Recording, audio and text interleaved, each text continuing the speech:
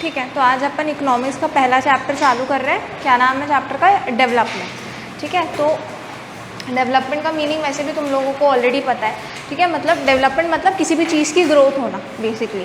ठीक है, तो अगर हम ऑफिशियल डेफिनेशन देख लें तुम्हारी बुक के हिसाब से, तो डेवलपमेंट क्या है? Development can be defined as a people economic growth. ठीक है, इकोनॉमिक ग्रोथ मतलब कि जब उनके पैसों की ग्रोथ हो, उनके इनकम में ग्रोथ हो, या किसी भी तरीके से लोग सिटीजन्स के पैसों में ग्रोथ हो। ठीक है, economic growth along with the growth of the basic needs such as education, health, lifestyle and more. ठीक है, कि एक तो पैसों की ग्रोथ होनी चाहिए, साथ में उनकी जो बेसिक नेसेसिटीज़ होती हैं किसी भी इंसान की, किसी भी सिटीजन की, जैसे कि उसको हेल्थ केयर अच्छा मिलना चाहिए, उसके बच्चों को, या उसको एजुकेशन अच्छी मिलनी चाहिए, तो ये सारी जो नेसेसिटीज़ हैं वो भी पूरी हो। तो इसको कंबाइनली क्या बोला गया है इस चैप्टर में? डेवलपमेंट बोला गया है। ठीक है, तो ये है डेवलपमेंट की डेफिनेशन। अब तुम्हारे क्या बोलते हैं बुक में क्या बोला गया है कि जो डेवलपमेंट है वो हर सिटीजन के लिए अलग अलग है। ठीक है, जिसका जैसा मतलब देश में वैसा उसका डेवलपमेंट होता है। अपन ने वहाँ पे भी देखा था, क्या बोलते हैं, हिस्ट्री का जो चैप्टर था नेशनलिज्म इन इंडिया, उसमें जो फ्रीडम थी उससे अलग अलग मतलब था लोगों को, है ना, कि फ्रीडम मिलेगी तो ऐसा होगा, फ्रीडम मिलेगी तो वैसा ही हो, ऐसा होगा। तो वैसा ही कुछ यहाँ पे हो रहा है कि यहाँ पे भी डेवलपमेंट से लोगों का अलग अलग मतलब है ना, कि डेवलपमेंट मतलब कि अगर मैं किसान हूँ तो किसानों के लिए लोन्स निकल के आए सस्ते रेट्स पे, तो ये सस्ते इंटरेस्ट रेट्स पे, तो ये क्या है? किसानों के लिए डेवलपमेंट है। वहीं पे अगर मैं एक बिजनेसमैन हूँ तो मैं क्या चाहती हूँ कि मेरे को टैक्स कम देना पड़े गवर्नमेंट को या फिर कहीं और पे। ठीक है, बॉर्डर टैक्स जो लगता है वो कम देना पड़े, और ये एक डेवलपमेंट है। तो इस तरीके से जो है हम इसको डेवलपमेंट बोलेंगे। तो हम इसे इस तरीके से ये बोलते हैं कि हर इंसान का जो डेवलपमेंट है वो अलग अलग है। दूसरा पॉइंट क्या दिया है तुम्हारे बुक ने कि डेवलपमेंट अलग अलग है, वो ठीक है। डेवलपमेंट कॉन्ट्रडिक्टिंग भी हो सकते हैं, मतलब एक इंसान का जो डेवलपमेंट है हो सकता है कि वो दूसरे इंसान को ना पसंद आए। ठीक है, या फिर उसका कोई घाटा हो जाए, उसको लगे ये डेवलपमेंट नहीं है। ठीक है, तो इस तरीके से भी है, इसको हम सब हर चीज़ को डिटेल में पढ़ेंगे। अभी एज एन इंट्रोडक्शन डेफिनेशन लिख लो तुम लोग डेवलपमेंट की।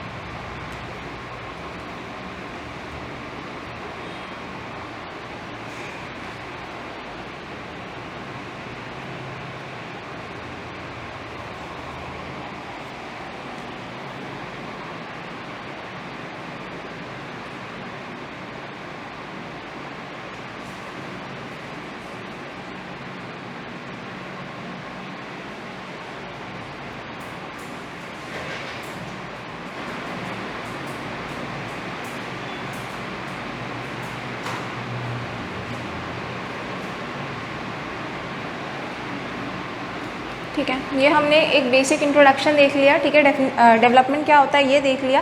अब अपन देख रहे हैं एक नया हेडिंग, मतलब एक नया टॉपिक पढ़ रहे हैं, क्या, इनकम एंड अदर गोल्स। ठीक है, तो income and other goals, income मतलब पता ही है सैलरी, ठीक है, पैसे जो तुमको मिल रहे हैं, तो basically we are talking about money. ठीक है, तो ये जो मनी है वो बहुत इंपॉर्टेंट है ऑब्वियसली, कि we can not live without money. ठीक है, it's as essential as water, food, क्योंकि भाई ये सब वाटर फूड मनी के बिना तो आएगा नहीं। ठीक है, तो जो भी है सो मनी एक बेसिक नेसेसिटी है किसी भी ह्यूमन बीइंग की। तो मनी के मामले में इकोनॉमिक ग्रोथ जो है किसी भी सिटीज़न की, इनकम में जो ग्रोथ है ये बहुत इंपॉर्टेंट है। ठीक है, किसी भी नेशन के ओवरऑल डेवलपमेंट के लिए और एक बंदे के ओवरऑल डेवलपमेंट के लिए तो है ही नेसेसरी। ठीक है, इनकम, फाइन। तो इसलिए बहुत ज़रूरी है कि जो लोग हैं, जो लेबर्स हैं या फिर एम्प्लॉयज़ हैं या फिर कोई भी है, कोई भी बंदा है, तो उसको रेगुलर वेजेस मिलने चाहिए, उसकी इनकम प्रॉपर होनी चाहिए, उसको पैसे बराबर मिलते रहने चाहिए और देश में एम्प्लॉयमेंट बनी रहनी चाहिए। ठीक है, तो ये हम लोग क्योंकि डेवलपमेंट की बात करें एज ए नेशन, ठीक है, तो ये एज ए नेशन ये एक बहुत बड़ी नेसेसिटी है कि हर बंदा एम्प्लॉयड हो, ज़्यादा से ज़्यादा बंदे एम्प्लॉयड हो। ठीक है, ताकि सारे लोग जो हैं जीडीपी में कंट्रीब्यूट कर पाए, और नहीं भी कंट्रीब्यूट कर पाए तो एटलीस्ट सब सुखी तो रहेंगे ना देश में। ठीक है, so this what it is, through money one can buy materialistic things. ठीक है, सबसे पहला पॉइंट ये है कि भाई मनी से मटेरियलिस्टिक थिंग्स तो आती हैं। अच्छा, मटेरियलिस्टिक थिंग्स तो सब पता है ना, जो हम जिसे छू सकते हैं, जिसे हम फील कर सकते हैं। ठीक है, जो हमें दिख रही हैं, ऑब्जेक्ट्स जो हैं वो चीज़ें तो आ ही रही हैं, खाना पानी जो भी हम देख सकते हैं। ठीक है, जिसे खरीद रहे हैं हम पैसे दे के, तो ये चीज़ तो आती ही है, ये मटेरियलिस्टिक थिंग्स हैं। ठीक है, जो मटेरियल, ठीक है, तो ये चीज़ तो आ ही रही है पैसे से। नॉन मटेरियलिस्टिक थिंग्स भी आती हैं पैसे से। नॉन मटेरियल थिंग्स मतलब फीलिंग्स, इमोशंस जो हम छू नहीं सकते। ठीक है, तो ये कैसे आ रही हैं, क्योंकि हमें सोसाइटी में एक रिस्पेक्ट, एक डिग्निटी, ठीक है, एक ये सारी चीज़ें कैसे मिलती हैं, उसके लिए भी हमारे पास पैसा होना चाहिए। तो नॉर्मल सी बात है, जिसके पास जितना पैसा उसके पास उतनी रिस्पेक्ट। ठीक है, जिसके पास कम है उसके पास उतनी कम रिस्पेक्ट। तो हर इंसान ये चाहता है कि हमें अच्छी रिस्पेक्ट मिले, हमें हमारी एक डिग्निटी हो, एक आइडेंटिटी हो। तो इन सब चीज़ों के लिए भी, नॉन मटेरियलिस्टिक थिंग्स के लिए भी पैसा बहुत इंपॉर्टेंट है, इनकम बहुत इंपॉर्टेंट है।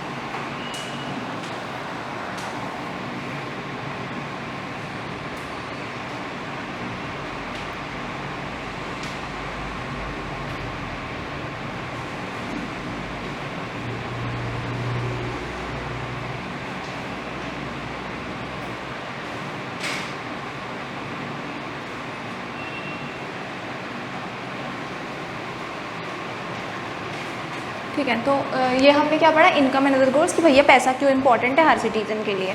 अब हम जो नेक्स्ट टॉपिक पढ़ रहे हैं वो है नेशनल डेवलपमेंट। हमने इंट्रोडक्शन में इसका थोड़ा सा पार्ट देखा था कि इस तरीके से लोगों के जो डेवलपमेंट के पर्सपेक्टिव्स हैं वो अलग अलग हो सकते हैं, उनके अपनी नीड्स के अकॉर्डिंग, किस तरीके से उनके जो डेवलपमेंट वो किसी से कोलाइड भी कर सकते हैं, किसी से कॉन्ट्रडिक्ट भी कर सकते हैं, ठीक है, ये सब हमने देख लिया। अच्छा, अब नेशनल डेवलपमेंट है क्या, मतलब बेसिकली अगर हम एक नेशनल डेवलपमेंट की डेफिनेशन निकालें तो क्या है बेसिकली। नेशनल डेवलपमेंट मतलब कि जब नेशन के पूरे सिटीजन, चाहे वो किसी भी कास्ट के हो, किसी भी रिलीजन के हो, किसी भी एज के हो, किसी भी मैन हो, वुमेन हो, कोई भी हो, उनको सारी प्रॉपर फैसिलिटीज़ प्रोवाइड करना, ठीक है, खाना, क्लोथ, शेल्टर, सब कुछ प्रोवाइड करना। अगर ये सारी चीज़ें प्रोवाइडेड हैं, एक अच्छी लाइफस्टाइल किसी भी देश के लोग जी रहे हैं, तो उसका क्या मतलब है कि वहाँ पे वो देश डेवलपमेंट कर, अब जैसे कि अमेरिका है तो उसको हम डेवलप्ड कंट्री बोलते हैं, इंडिया डेवलपिंग कंट्री है, ठीक है। अब अमेरिका डेवलप्ड कंट्री क्यों है, ठीक है, क्योंकि वहाँ पे पर कैपिटा इनकम जो है वो ज़्यादा है, ठीक है, वो उसकी जो जीडीपी है वो ज़्यादा है, मतलब उसकी जो ग्रोथ है वो ज़्यादा है, वहाँ पे हर बंदा जो है अच्छा कमा खा रहा है। अब वहाँ पे अगर तुम लोग अमेरिका जाते हो, यूएसए जाते हो, तो वहाँ पे तुम्हें सर्वेंट्स जो होते हैं ना, काम वाली बाई और ये सब, वो ढूंढने में तुम्हें कितनी मेहनत लगेगी। वहाँ पे सारे लोग अपना काम खुद करते हैं, क्योंकि वहाँ पे किसी की लिविंग स्टाइल ख़राब है ही नहीं, वहाँ पे किसी की लिविंग स्टाइल्स ख़राब नहीं है। वहाँ के जो सर्वेंट्स होते हैं वो भी कितना हाई चार्ज करते हैं, ठीक है, उनके काम को भी रिस्पेक्ट मिलती है, ठीक है। तो इस और वहाँ पहली बात तो सर्वेंट्स ढूंढना आसान नहीं है, ठीक है, मिलते हैं तो बहुत हाई चार्ज करते हैं, और हाई चार्ज करते हैं और उनकी रिस्पेक्ट बहुत होती है वहाँ के सर्वेंट्स की। क्यों? क्योंकि वहाँ पे जो लिविंग स्टाइल है, वहाँ पे जो लोग हैं, जो उनकी जो इनकम है वो बहुत ज़्यादा है, ठीक है। अब जब अगर किसी की इनकम बहुत ज़्यादा है तो वो सर्वेंट क्यों बनेगा, गेटिंग, अगर उसकी फैमिली बहुत अच्छी है, स्टेबल है, सब कुछ बढ़िया है, तो वो सर्वेंट क्यों बनेगा, ठीक है। तो इस तरीके ये फ़र्क होता है। अब यहाँ पे तो अपन को कितनी आसानी से कितने सारे सर्वेंट्स मिल जाएंगे, क्यों? क्योंकि यहाँ पे हर कोई इतना अमीर नहीं है, यहाँ पे लोगों को काम की ज़रूरत पड़ती है। तो वही फ़र्क है कि वहाँ पे जो इनकम है, वहाँ पे जो मनी है वो बहुत ज़्यादा है, ठीक है, लेकिन यहाँ पे नहीं है। We are a developing country and that country is a developed country, ठीक है। सो दैट्स द डिफरेंस, ठीक है। आगे अपन देख रहे हैं है ना, तो so national development is nothing but an improvement in citizens lifestyle, ठीक है, सिटीजन्स की जो लाइफस्टाइल है उसमें इंप्रूवमेंट होनी चाहिए, है ना। Provided basic amenities to the resident like food, खाना सबको मिलना चाहिए, एजुकेशन सबको मिलनी चाहिए, ठीक है। जो अपनी सोशल सर्विसेज है, मतलब कि जब ये दान धर्म जो होता है ये सब कुछ हो रहा है, ठीक है। मेडिकल केयर, ठीक है, क्योंकि हेल्थ एक बहुत बड़ा फैक्टर है, ठीक है, किसी भी नेशन को स्वस्थ, क्योंकि लोग स्वस्थ रहेंगे तभी तो नेशन बिल्डअप होगा ना। तो जो मेडिकल केयर है वो बहुत इंपॉर्टेंट है। तो ये सारी चीज़ें जब मिल रही हैं तो क्या हो रहा है कि जो पूरा नेशन है, पूरा होल नेशन डेवलप होगा, ठीक है। अब इसमें भी इसमें भी एक पॉइंट यही दिया है जो अपन इंट्रोडक्शन में पढ़ चुके हैं। क्या दिया हुआ है कि भाई लोग हैं, उनके डेवलपमेंट की अलग अलग पर्सपेक्टिव होती है, हर किसी के लिए।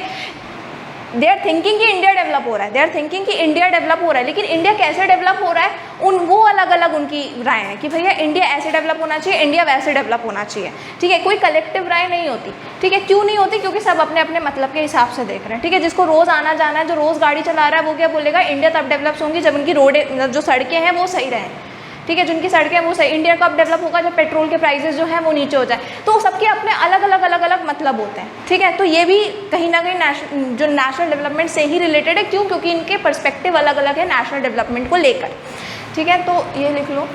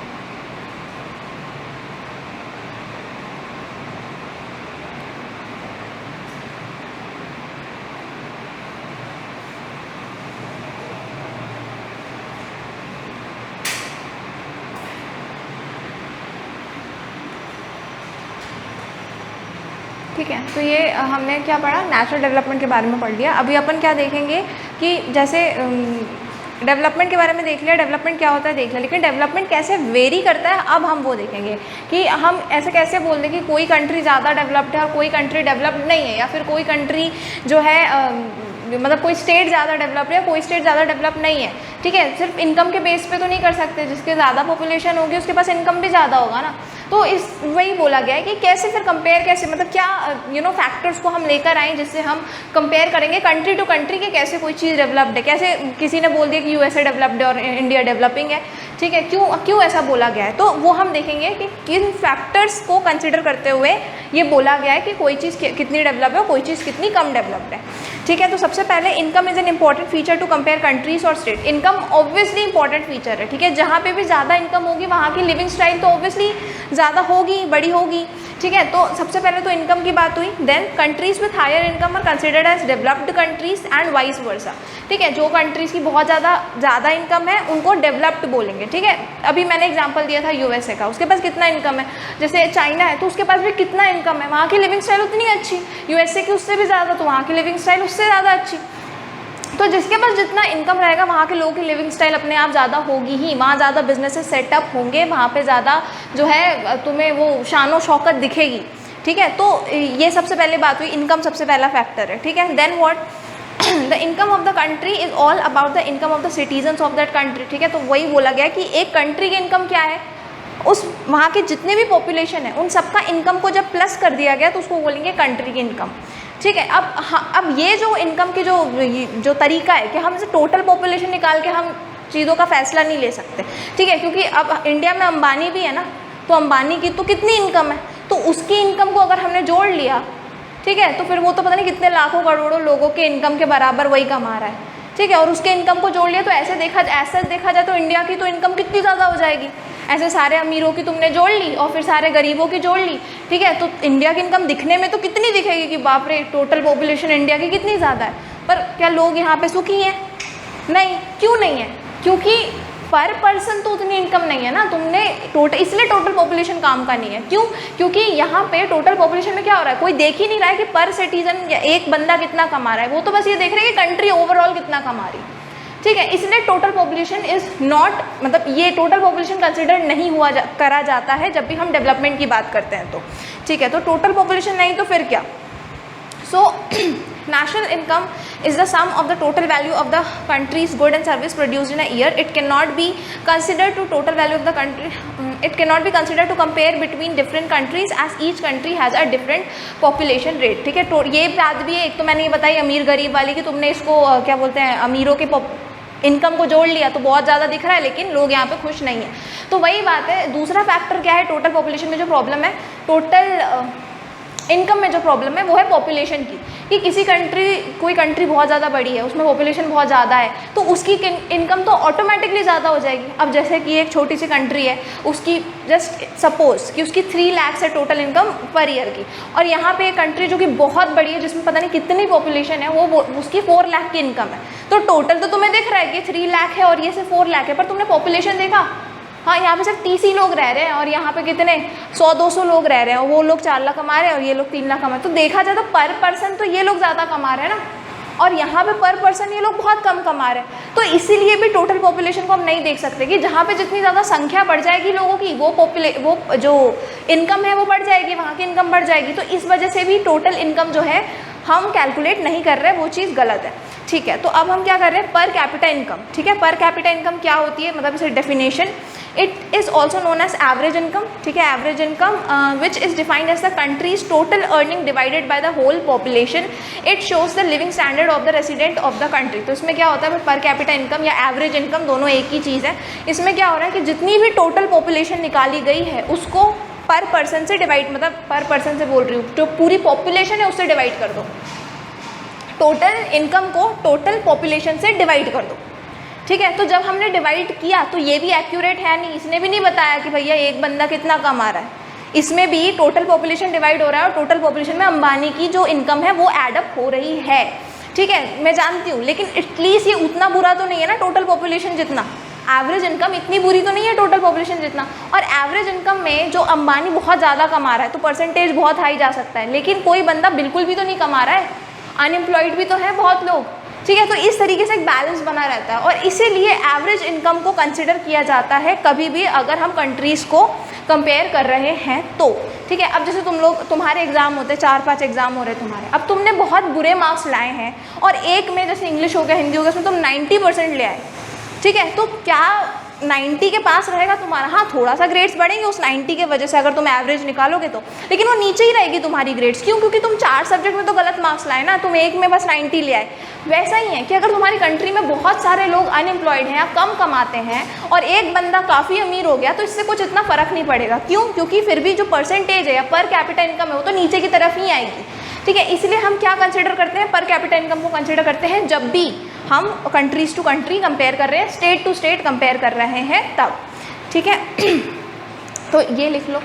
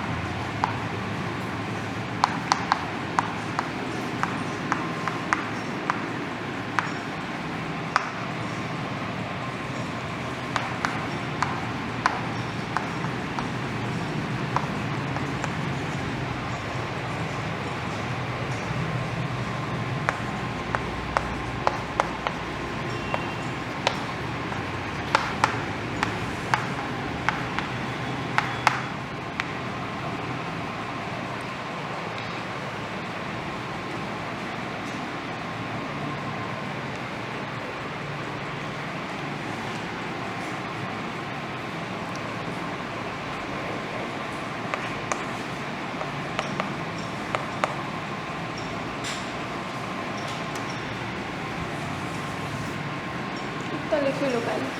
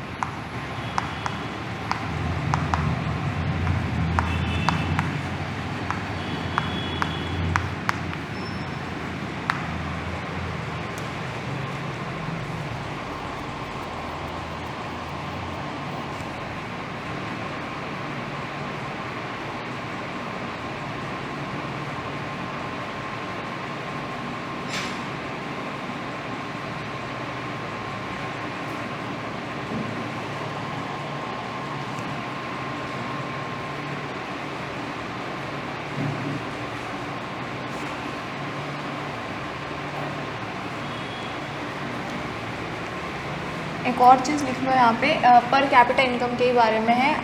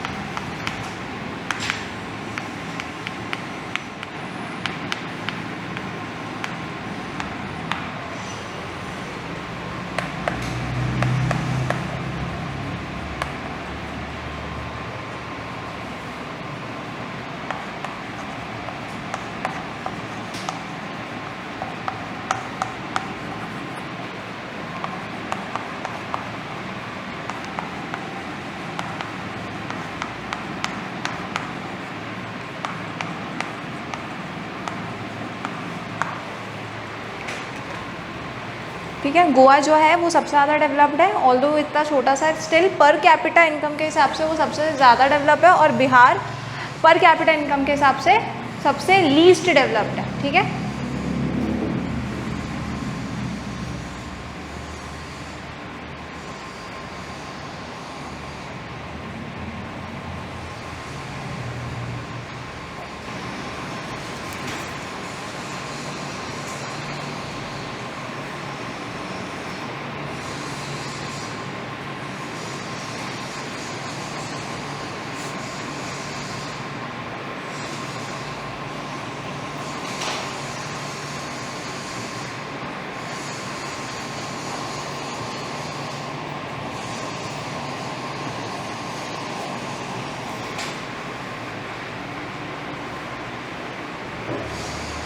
ठीक है, तो ये एक फैक्टर हो गया लोगों को, क्या बोलते हैं, लोगों को कह रही हूँ, कंट्रीज़ को या फिर स्टेट्स को डिफ्रेंशिएट करने पे, डेवलप कैसे बोलेंगे, डेवलपिंग कैसे बोलेंगे, ये कौन कितना डेवलप है, उसके लिए हमने एक फैक्टर देखा पर कैपिटा इनकम।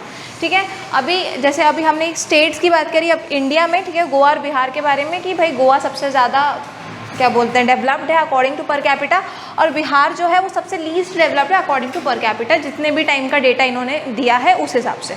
ठीक है। तो अभी हम आगे अगर देखें, मतलब आगे और फैक्टर्स देखें, तो दूसरा फैक्टर है नेट अटेंडेंस रेशियो। ठीक है। नेट अटेंडेंस रेशियो, जैसा कि ये नाम बोल रहा है, कहीं अटेंडेंस, ठीक है, तो कहाँ की अटेंडेंस की बात हो रही है यहाँ पे, स्कूलों की अटेंडेंस की बात हो रही है यहाँ पे, कि जो 14 साल तक के बच्चे हैं वो कितना अटेंड कर रहे हैं स्कूल को। ठीक है। उसके हिसाब से ये नेट अटेंडेंस रेशियो बनता है, और ये कैसे बनता है कि जैसे पूरे देश में टोटल बच्चे कितने हैं उस सेम एज ग्रुप के, ठीक है, और उस सेम एज ग्रुप के टोटल बच्चे निकाल लिए हमने, और हम अब उसमें से कैलकुलेट करेंगे कि इन सारे बच्चों में से जा कितने रहे हैं स्कूल। ठीक है। मान लो 50 बच्चे, 50 में से 30 जा रहे हैं, अच्छा, तो ऐसे हमने रेशियो निकाल लिया। ठीक है, कि 30/50 या 50/30 जो भी है, ऐसा रेशियो हमने निकाल लिया। तो इस रेशियो को हमने क्या कहा है, नेट अटेंडेंस रेशियो। अब ये रेशियो किसके बीच में है, मैंने बताया टोटल चिल्ड्रेन और students of that particular age, और उसी एज में कितने बच्चे स्कूल जा रहे हैं, स्कूल को अटेंड कर रहे हैं, वो इन दोनों डेटा का रेशियो क्या बोलेंगे हम उसको, नेट अटेंडेंस रेशियो। ठीक है, ये लिख लो।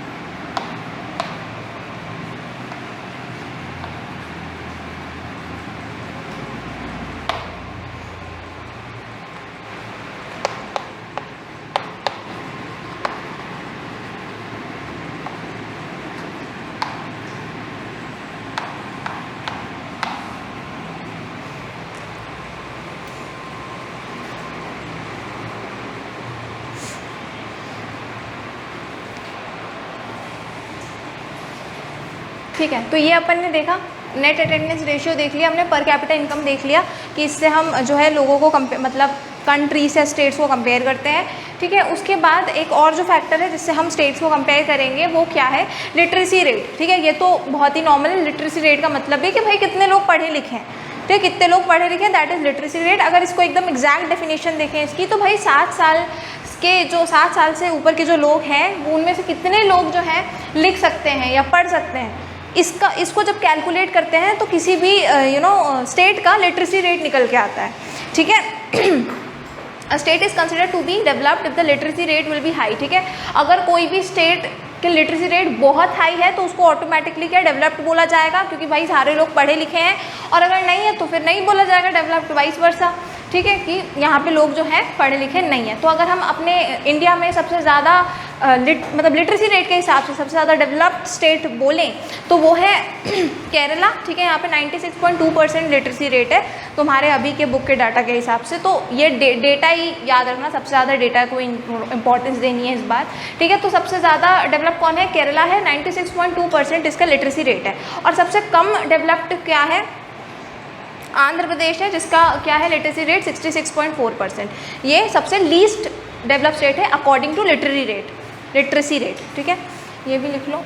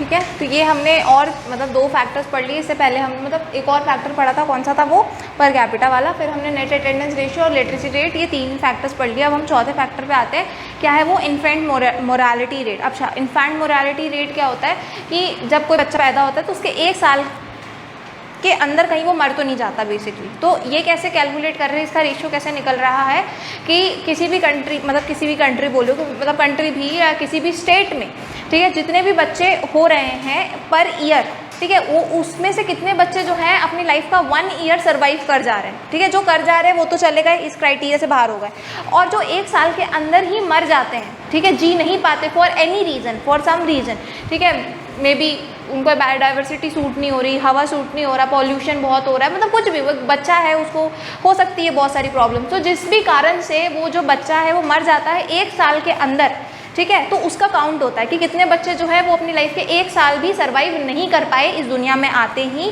ठीक है, उसका काउंट होता है। और टोटल काउंट होता है कि कितने बर्थ्स हुए, ठीक है, क्या बोलते हैं अपने किसी भी स्टेट में कितने बर्थ हुए टोटल ईयर में, ठीक है, और ऐसे इन प्रोपोर्शन 1000 लिया जाता है कि भाई 1000 बर्ड्स हो रहे हैं हर ईयर, ऐसा इन प्रोपोर्शन लिया जाता है। बट स्टिल अगर एक्यूरेटली देखा जाए तो वो लोग कैलकुलेट कर रहे हैं कि भाई कितने बर्ड्स हुए हर ईयर में, और साथ में ये लोग ये भी कैलकुलेट कर रहे हैं कि कितने बच्चे जो हैं वो मर जाते हैं हर साल में, ठीक है। और इनका जो रेशियो होता है, अब इन दोनों डेटा का जो रेशियो बनता है उसको अपन क्या कहते हैं, इन्फेंट मोरालिटी रेट, ठीक है। तो अगर हम ये देखें इन्फेंट मोरालिटी रेट के बारे में, तो सबसे लोएस्ट जो है वो केरला में है, ठीक है, और सबसे हाईएस्ट जो है वो मध्य प्रदेश में है, ठीक है, तो ये भी लिख लो।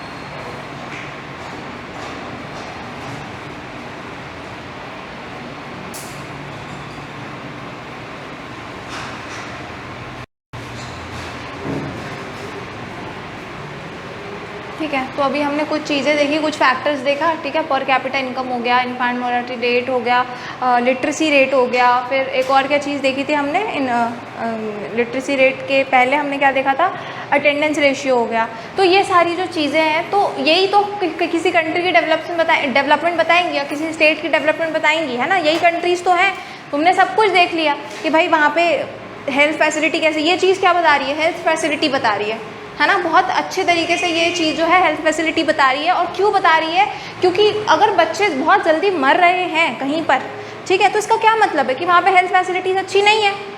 अगर कहीं पे बच्चे ज़्यादा मर रहे हैं 1 साल के अंतर्गत, तो भैया वहाँ पे हेल्थ फैसिलिटी अच्छी नहीं है, सफाई नहीं होगी वहाँ पे ज़्यादा अच्छी, या फिर वहाँ पे वो लोग डॉक्टर्स अच्छे नहीं हैं, कुछ भी कोई भी प्रॉब्लम हो सकती है जिसके वजह से बच्चे जो हैं। लेकिन ओवरऑल क्या कह सकते हैं हम, मेडिकल केयर जो है वो ज़्यादा अच्छा नहीं है वहाँ पे, ठीक है। तो ये चीज़, इस चीज़ की नॉलेज हमको यहाँ पे मिली। तो ये भी तो ये सारी फैक्टर्स है ना, किसी भी स्टेट की डेवलपमेंट बताने के लिए यही तो फैक्टर्स है ना। यही सारी चीज़ तो अपन यूज़ करेंगे भैया, वहाँ पे लोग ज़िंदा कितने हैं, वहाँ पे जो लोग हैं उनको खर्चा कितना होता है, वहाँ के लोगों की इनकम कितनी है, वहाँ के लोग एजुकेटेड कितने हैं, यही सारी चीज़ें तो एक कंट्री की ओवरऑल डेवलपमेंट बन रही है। तो इसीलिए हम इस सारे फैक्टर्स को अलग अलग पढ़ रहे हैं, और इसी से हम ये कैलकुलेट कर रहे हैं कि कोई भी स्टेट कितना ज़्यादा डेवलप्ड है, ठीक है।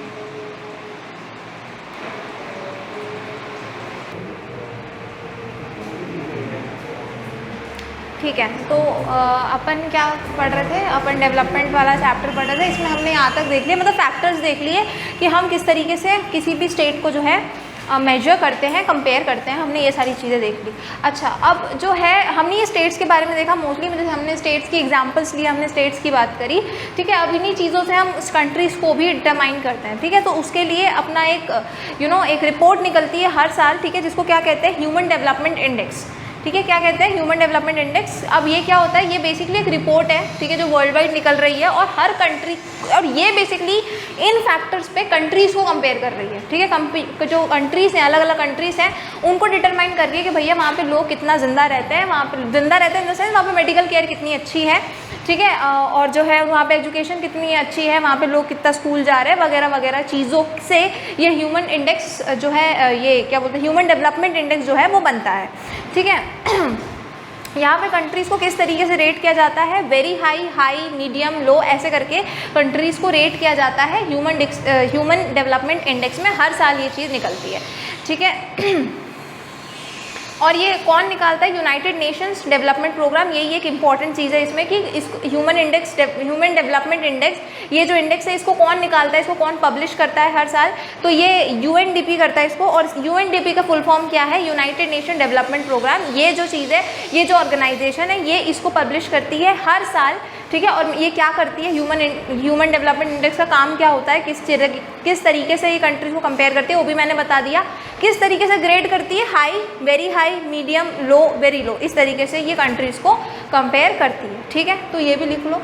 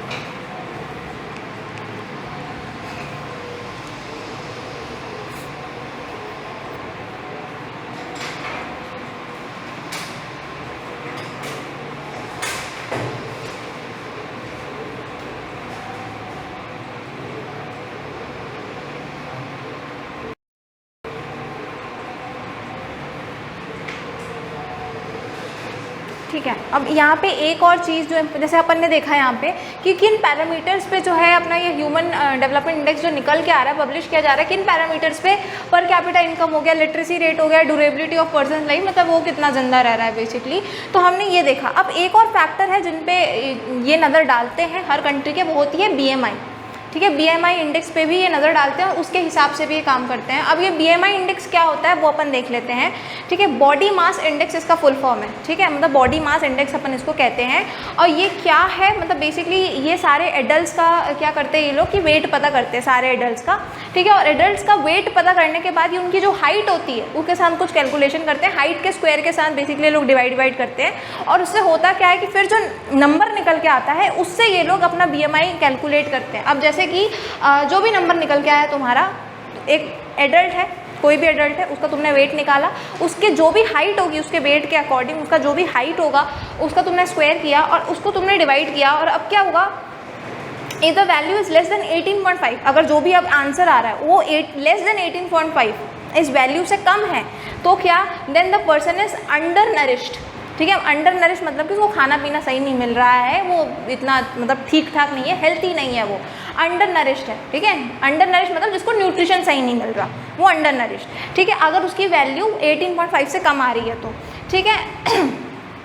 And if it is more than 25 then the person is highly obese. ठीक है, अब ओबेस मतलब कि अगर 25 से ज़्यादा वैल्यू आ रही है तो उसका क्या मतलब है कि फिर वो बंदा बहुत ज़्यादा मोटा है, उसे ओबेसिटी है, ठीक है, तो ये भी हेल्थी पर्सन नहीं है। तो ये चीज़ कैलकुलेट करता है कौन, बीएमआई कैलकुलेट करता है। और बीएमआई इंडेक्स को कौन देखता है, मतलब बीएम इंडेक्स को जो भी है कौन देखता है, ह्यूमन डेवलपमेंट इंडेक्स देखता है, और ये भी एक इंपॉर्टेंट फैक्टर है जिससे ये अपनी रिपोर्ट निकालता है, ठीक है। मैंने बता दिया बीएमआई क्या करता है। बीएमआई लोगों को बेसिकली लोगों की नरिशमेंट पता करता है, हेल्थी कितने हैं, कितने एडल्ट किसी कंट्री में हेल्थी है वो पता कर रहा है, ठीक है। कहीं कोई अंडर नरिश तो नहीं, कहीं कोई ज़्यादा मोटा तो नहीं है, कोई जिसको ओबेसिटी तो नहीं हो रखी है, ठीक है। तो ये पता करता है कौन, बीएमआई। और बीएमआई को कौन देखता है, ये, और इसके बीएमआई के अकॉर्डिंग ये अपनी रिपोर्ट निकालता है। तो ये भी यहाँ पे लिख लो एक छोटा सा पॉइंट। बीएमआई को मैं डिटेल में लिखवा रही हूँ, बस यहाँ पे इतना लिख लो।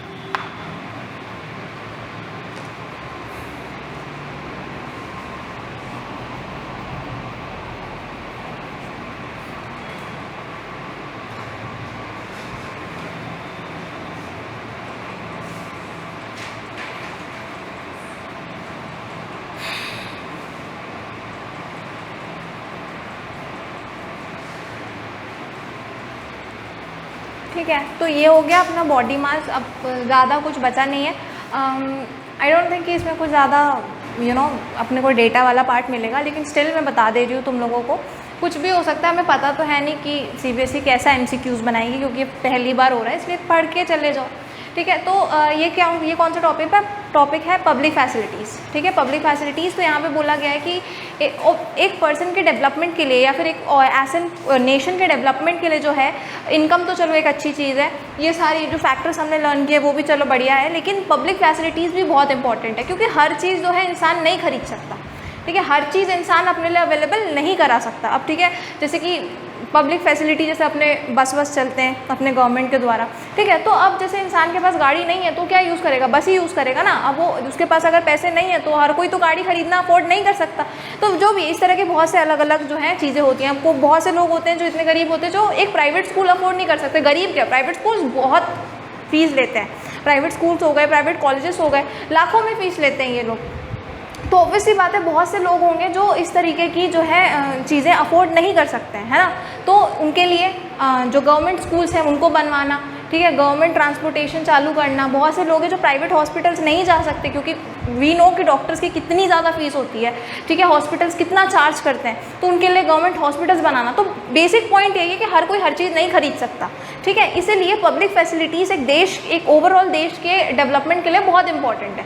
ठीक है, अब जैसे कि कोई इंसान है जिसके पास हॉस्पिटल जाने के पैसे नहीं, तो वो मर जाए क्या? उसको जीना है ना, वो मर जाएगा तो फिर वो तो गया, वो बंदा तो गया। फिर ये जो अपने ने पढ़ा था इससे पीछे, ड्यूरेशन ऑफ पर्सनस लाइफ, उस चीज़ में तो इंडिया पीछे हो गया ना, अगर अपन ने पब्लिक मेडिकल केयर नहीं दिया लोगों को। तो हर चीज़ जो है इंपॉर्टेंट है, और पब्लिक फैसिलिटीज़ भी बहुत इंपॉर्टेंट है। ठीक है, लिख लो।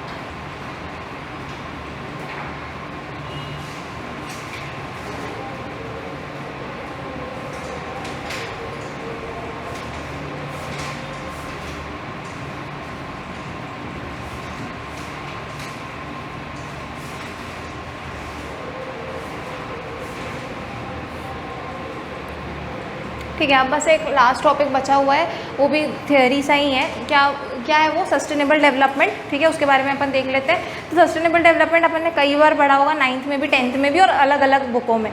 ठीक है, तो सस्टेनेबल डेवलपमेंट फिर भी मैं बता दे दूँ क्या होता है।